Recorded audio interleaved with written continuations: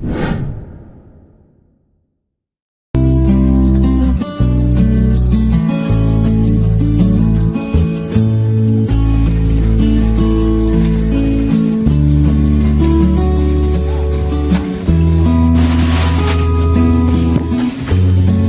ini merupakan aktivitas nelayan budidaya kerang hijau atau yang biasa disebut hijauan oleh masyarakat Waruduwur.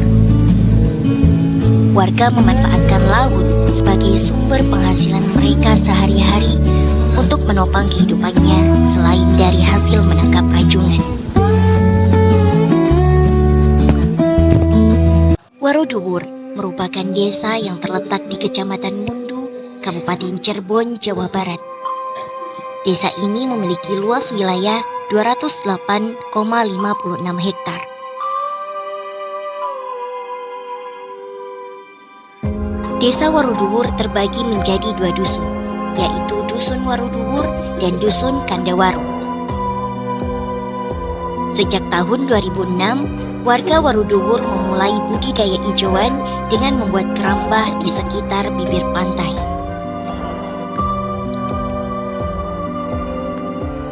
Untuk membudidaya kerang hijau, warga perlu merogoh kocek sekitar 50 juta rupiah untuk keperluan membeli kapal, bambu, alat kompresor, mesin dompleng, dan tali tambang.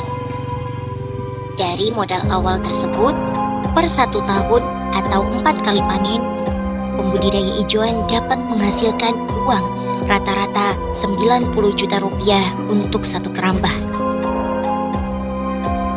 Rata-rata per 1 kerambah, pembudidaya dapat meraup 10 ton kerang dalam 1 kali panen. Semua kekayaan dan potensi ekonomi dari hasil hijauan berubah semenjak keberadaan pembangunan PLTU 1 dan PLTU 2 Cirebon Power.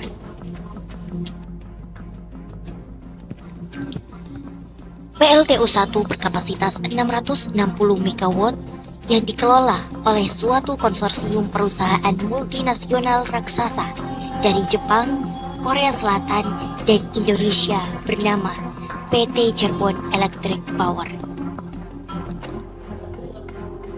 Hanya selang beberapa tahun setelah PLTU Cirebon Unit 1 berdiri, PLTU Unit 2 yang berkapasitas lebih besar yakni 1 kali 1000 MW dibangun di Dusun Kandawaru, Desa Waruduwur oleh pemerintah dengan menggandeng perusahaan energi ternama asal Jepang, yakni JERA. Konsorsium multinasional dengan nilai investasi PLTU ini mencapai 2,2 miliar US dollar atau sekitar 28 triliun rupiah.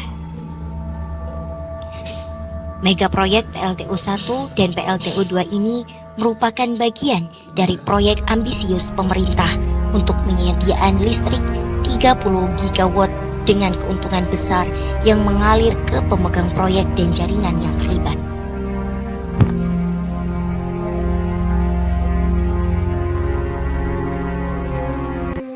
Di sisi lain, nasib buntung justru dialami para pembudidaya kerang hijau Waruduwur akibat pembangunan PLTU 1 dan 2.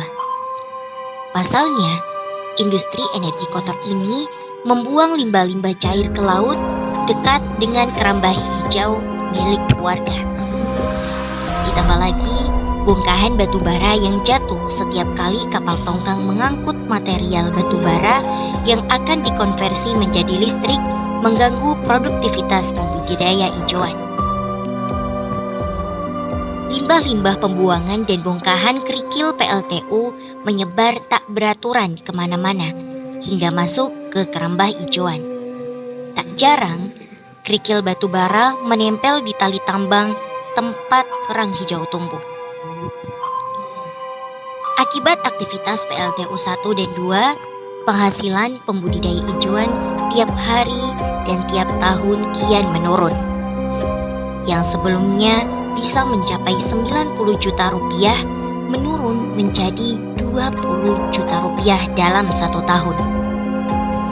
Selain itu, modal yang diperlukan untuk transportasi pembudidaya hijauan juga bertambah.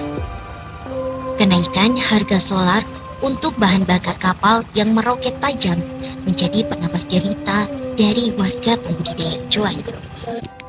Kehadiran PLTU ini membuat para pembudidaya ijuan mencari sumber penghidupan lain. Tak sedikit juga yang akhirnya memutuskan merantau untuk menjadi buruh di perkotaan.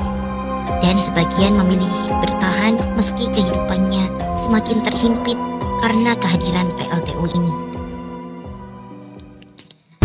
Berbagai gelombang protes telah dilakukan oleh warga Waruduwur, termasuk para pembudidaya ijuan.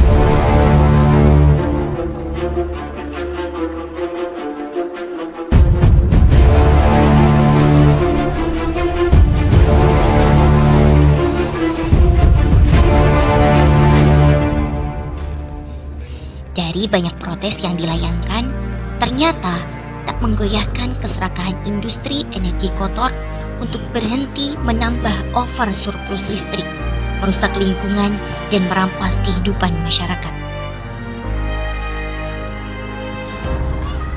Warga pembudidaya ijuan berharap ada perubahan nasib yang lebih baik di masa yang akan datang. Kenangan manis kesejahteraan sebelum ada PLTU sangat dirindukan datang kembali oleh banyak pembudidaya ijuan. Beginilah nasib pembudidaya ijuan, bertahan di tengah himpitan energi kotor.